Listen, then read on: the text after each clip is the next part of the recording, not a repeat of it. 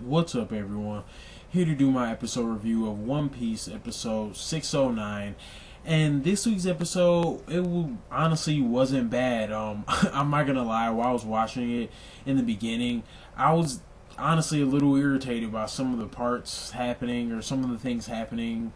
But yeah, they didn't end up turning out too bad, but I just have to say this: I really haven't read all of Punk Hazard in the manga. Like, this sounds weird. I skipped over a little bit, and I kind of got into it a little after where they were at. But I honestly don't know what happens in Punk Hazard, and I don't know. I was just kind of irritated about some things that were going on with Luffy. But I'll let you know as I review the episode what I thought about Luffy and what ended up happening.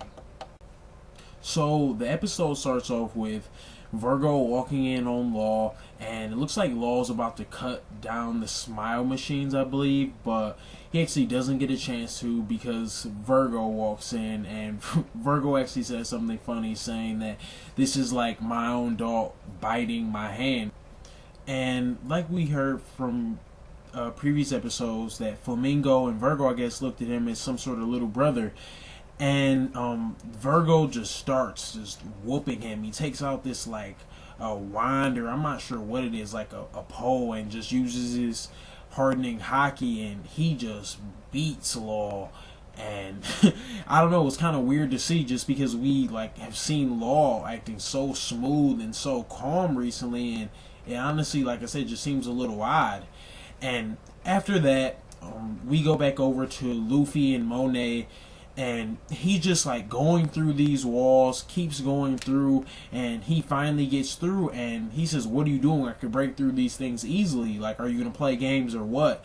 You know, being so out there, Luffy isn't straightforward, and she ends up telling him that there are 10 layers to the wall, and after that, she kind of messes with him a little bit, and this is what I was talking about earlier. It just really irritates me. Maybe it's different in the manga, but it just irritates me that Monet is catching Luffy off guard, just coming up behind him and stuff like that, because we all know Luffy has observery haki.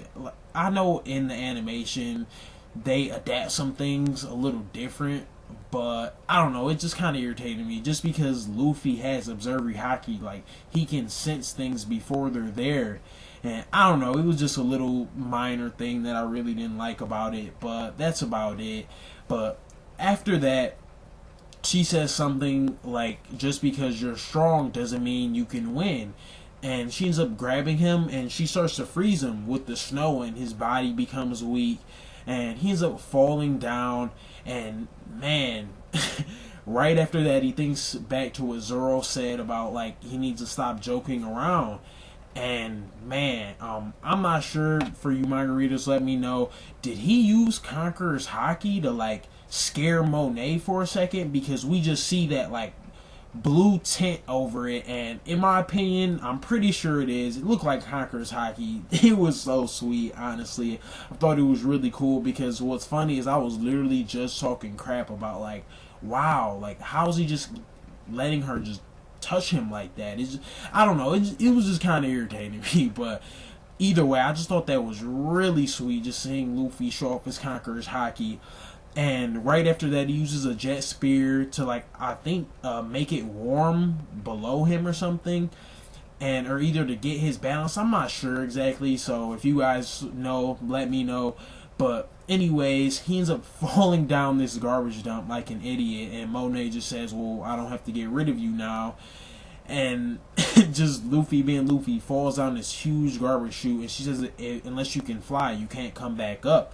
But after that, we go over to Chopper and the kids, and they're just beating Chopper up because there are so many of them, and it just makes me wonder, it doesn't make me wonder actually, because Chopper says he didn't want to hurt them, but just clearly Chopper doesn't have full control over his monster point yet. But yeah, I'm sure he'll touch up on that eventually. But I don't know, I just found it kind of odd that he couldn't do it without hurting them.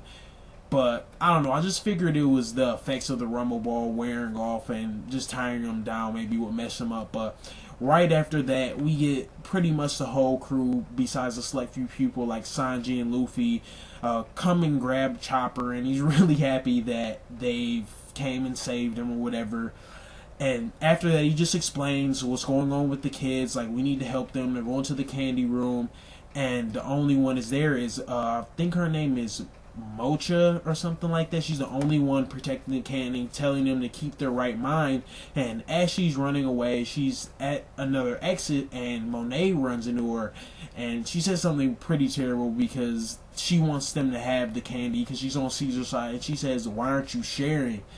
And Zoro and them react and see all this snow, and Zoro realizes it's a Logia type. But I just think it's funny how Kinemon always calls it sorcery because he's not really sure of the devil fruits, which also makes me wonder, like, in his country, Wano Kune, do they know exactly what the fruits are? And it just makes me wonder, like, do these farther lands away from society, like, not really know what's going on with the world, or what's going on with that? Because he just calls it sorcery, and I figure pretty much everybody knows about devil fruits that we've encountered so far, but besides a select few people.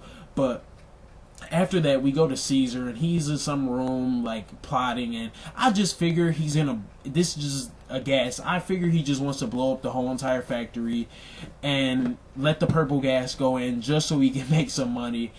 And I don't know, Caesar Clown, I'm not gonna lie, I'm just kind of irritated by him by now.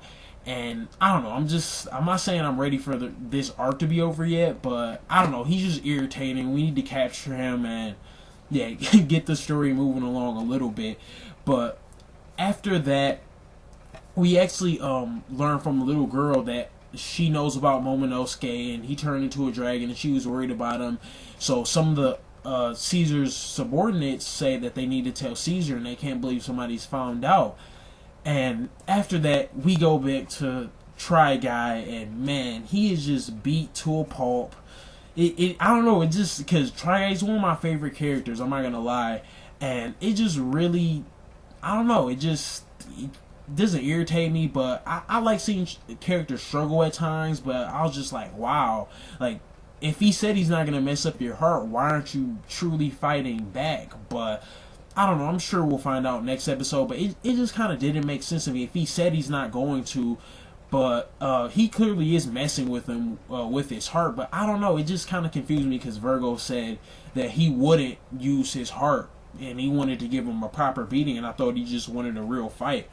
But after that, he has Law pretty much on the rail, cornered, messing with his heart, and Law actually hits him with the counter shock, and I thought that would have did something to him, but of course that's not enough to take Vergo out.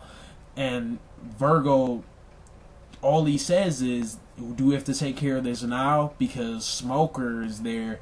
And I just wonder how this fight's gonna go, just because it just makes me wonder, like, if Vergo is beating the crap out of Law, and Law clearly kind of somewhat took out Smoker, it just makes me wonder where this bout is going to go. But overall, not a bad episode of One Piece, not the greatest either. Could have seen a little more action. I have to say, though, I really did enjoy the Luffy Monet Kakurasaki moment. That was sweet. If you guys know what that was, let me know. But that's all I have for my review, and thanks.